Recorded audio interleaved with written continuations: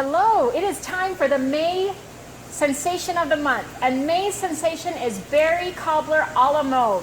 We're running over we're thinking about spring and picnics and things that people are planning for. When you're doing these sensations, make sure that you're printing out the last page of the Nitro Guide. These Nitro Guides are always on the shared folder, and we have that page printed up, and we'll always have that on the wall for our employees to be able to see. This one in particular is a little different than some of our other sensations because we've had to make sure the flavors are correct when it comes to the cake batter and the berries. It's a little more cake batter, it's a little less berry flavor because it has berries in it.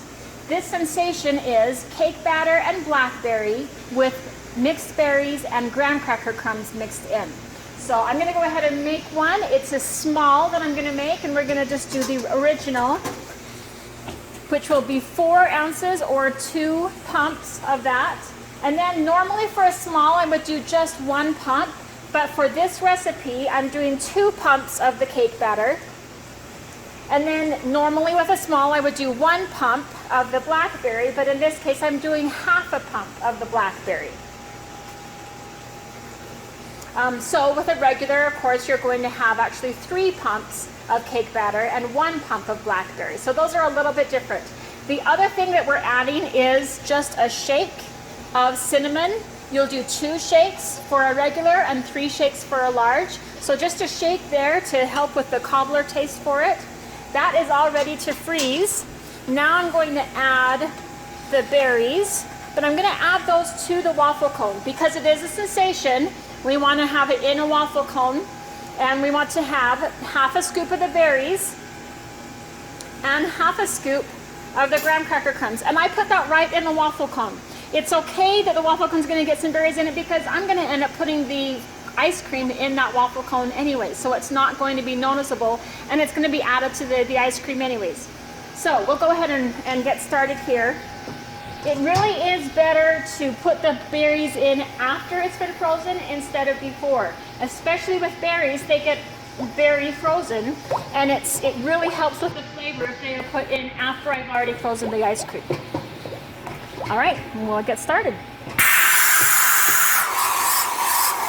Now I'm using this part of the spade that doesn't have any ice cream on it and holding the cone in and dumping in the mix-ins. There are times when some of those will stick in there and I have to kind of shake the cup a little bit, but I've always been able to get it out. And then you just kind of roll that around in there.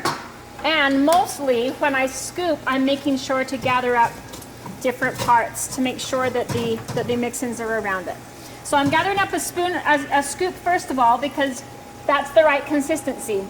There are some times when I might actually melt it off the bowl first, depending on how my ice cream has come out. There's sometimes obviously when it gets a little harder, other times when it might be softer. You have to kind of work with that and know. So now I'm using the water bowl.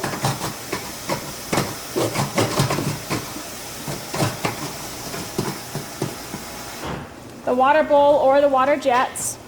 And now with this, because it's more frozen on the outside of the bowl, you're using the scoop and pushing it in there to get it to be the right consistency. And also to get it to form just a really beautiful scoop. Whoops. Back that one, I'm going to put back in the bowl and work on it a little more because it was a little too hard. All right, we've gotten everything off that bowl. Now we're going to push that into the cup. You don't want to push it in too much because you want it to hang over the top of the cup. But you want it to form that really beautiful scoop. That is our Berry Cobbler a la mode, the sensation for May 2022.